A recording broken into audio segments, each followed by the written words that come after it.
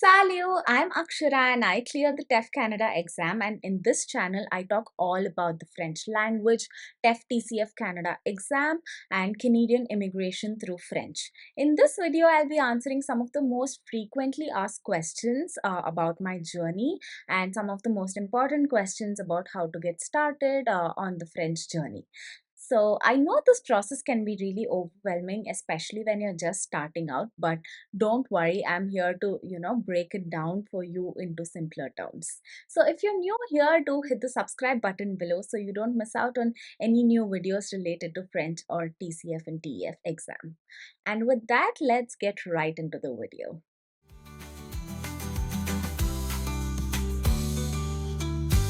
What are the requirements for French PR? This is the biggest question everyone asks when they first start considering French for PR. There are three major aspects here. One is education, two is employment, and three is language. So for education, you need to show your highest level of studies. If you're outside of Canada, then you need a WS evaluation for your equivalent degree. And if you are in Canada, your highest level of education would suffice. And the next thing is employment. For employment, you need a minimum of 1 year work experience in any of the skills sector. And apart from these two things, the third aspect would be language. In language, you have two subsets. One is you need to show your English, which is going to be your first language. So for English, you need a minimum of CLB 7 to be eligible for this route. So you can either write IELTS, CELPIP, PTE, anything that suits you. Uh, there you need a CLB 7, and for French, okay, in IELTS, a minimum is CLB 7. The higher you score, the more CRS points you get. And for French, again, you need a minimum of NCLC 7, which is also equivalent to CLB 7. There you need a CLB 7 in all of the four sections as well. Either you can write TEF exam or TCF exam, and with this, you will be eligible for the French proficiency route. Next, I often hear if French should be the first language. No, it's not necessary. Either of the language can be your first language, but you go for the one that is typically the higher score. So if you are getting a higher score in IELTS or any of your English exam, then you would be putting that as your first language, and then your French would be your second language. So there you also get points, your CRS points for second language as well as French proficiency points. So that basically sums up to 50 points plus 12 points, so that's equivalent to 62 CRS points when you go for the French as second language. Next question, which I often hear and is really confusing for a lot of people, is do you need work experience? I hear this almost day in and day out, and I need to tell you that yes, you need to have skilled job. The thing here which confuses most of the people is that they think that work experience is required in anything related to French language. That is not true. You need to show a minimum of 1 year work experience to become eligible for the express entry profile. So even through the French proficiency program, you will be making an application on the express entry profile. So your basic eligibility has to be met, and for that you need a minimum of skilled job 1 year experience. So that can be in tier 0, 1, 2, or 3. You can look more on those details. I will leave a link in the description below regarding work requirements, and you can just have a check and see if you meet the required experience. Again, let me reinstate, you don't need anything, any job related to the French language. Prior experience you don't need. Another question I often hear is, do you need any documents proving your French proficiency? Nope. You don't need any work experience related to French, nor you need to show any other extra documents to prove your French skills apart from your TEF or TCF Canada exam. As long as you do your French test, that's all the language proof you need to make a profile. This exam is valid only for 2 years, so you need to make sure that you make the application when your test results are valid. Another question which is very interesting and I hear all the time is it possible to learn French from scratch? In A short way to put it, absolutely possible. Yes, I am proof that it's possible. There are a lot of people who are, who are proof that it's absolutely possible. I have come across a lot of people during my journey who have started French from scratch and have successfully cleared exam, either TF or TCF. I also started from zero and eventually passed the TF exam as well. So you can definitely learn from scratch even if you don't know anything about the language. Absolutely, I agree that it's not going to be easy, but with consistency and dedication, you can do it for sure. Let me tell you this, that if you can speak English, in my understanding, you already know about 25 to 30% of French words. It's just that the pronunciation is different because English and French are derived from the same script, which is Latin. So, alphabets, words, a lot of things are very similar in both of these languages, and it makes it very easy for you to learn French if you speak English. How long does it take to learn French is one more question which, I come across all the time. And there is no one definite answer to this because it really depends on how much time you are putting in and how fast you have the ability to pick up new languages. Some people might be able to do it in less than a year, while for others it can take way longer. It really depends on your language ability and also your consistency. If you don't put in the time, how do you expect to learn anything for that matter, right? So, for example, I know people who have done it in 8 months, learned from scratch and given the exam. And I know personally who have taken about 2 to 3 years for clearing the exam. It's very subjective and it really depends completely on you and what processes you choose. So, in my case, it took me about 13 months to go from not knowing anything in French to passing the exam. So think about how many hours per week you'll be able to dedicate and how comfortable you are with learning languages. You'll be able to get a rough idea on that.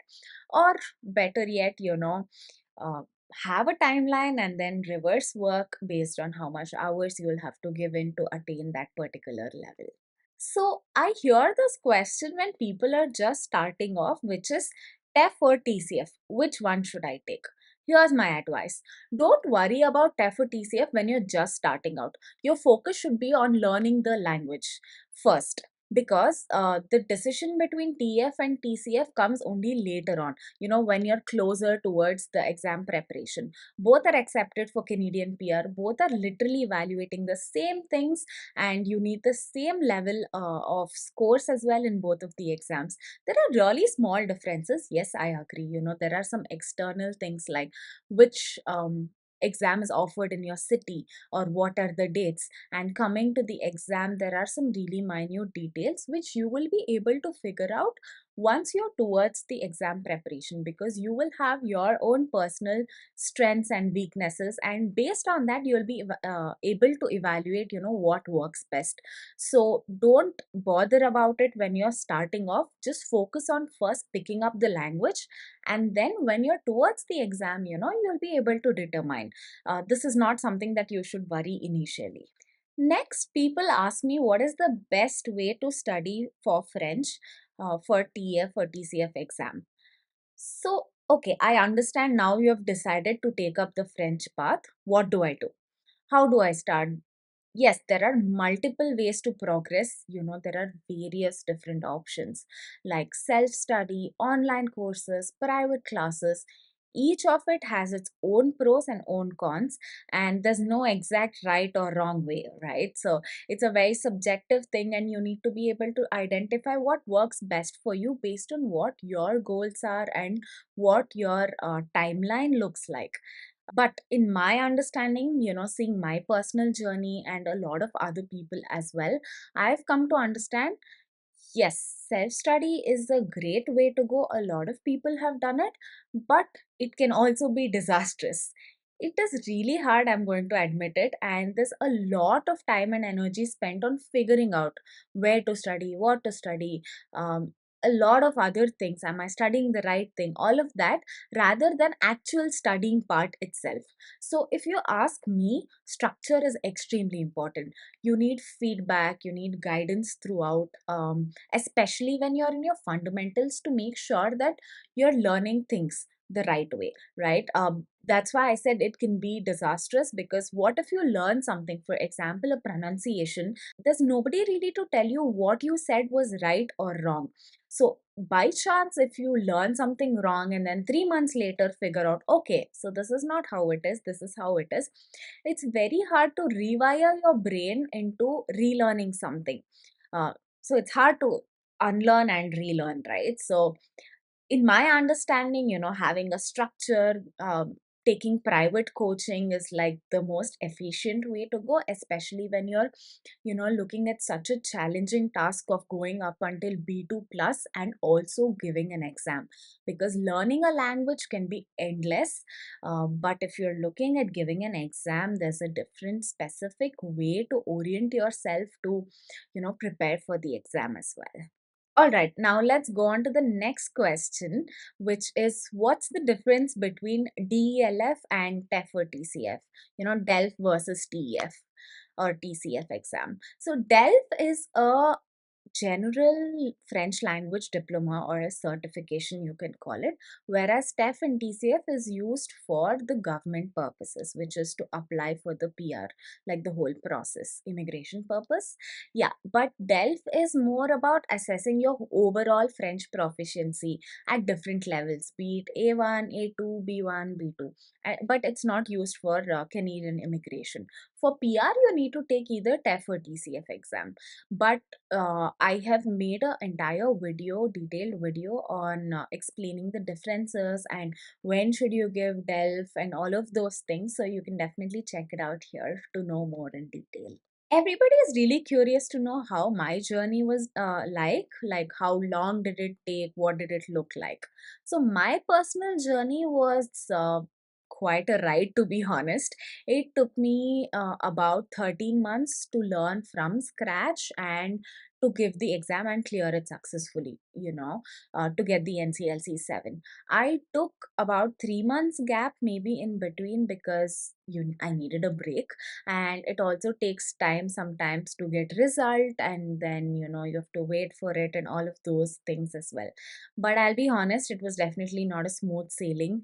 I had to take the exam 5 times to finally pass the exam, because in each of the exams I was missing one section by just so close. So that's how it went. Yes, I gave the exam 5 times. uh, it's all about persistence, and if you keep pushing through, you'll get there eventually. So if you're feeling stuck or discouraged, just remember that you're not alone. It's totally normal. Everybody has their ups and downs during the learning journey. A lot of people get burnt out in between and they want to give up, but no, that's how every single person's journey looks like, especially when you're learning a new language. So you don't have to get stressed. There are definitely times where you feel really good about the language, and then sometimes you're like, okay, do I even know anything? So it's all part of the process. You just have to keep going. Next question is, can I retake just one section of the exam if I fail? Unfortunately, no. Like I said, I was also missing out by literally very close in one section in, I think, like about three of my exams. So it's not possible. TF or TCF does not allow sectional retakes. You have to clear all of the sections in one go, which means that you have to do your reading, listening, writing, and speaking in all of these four sections. You need an NCLC 7.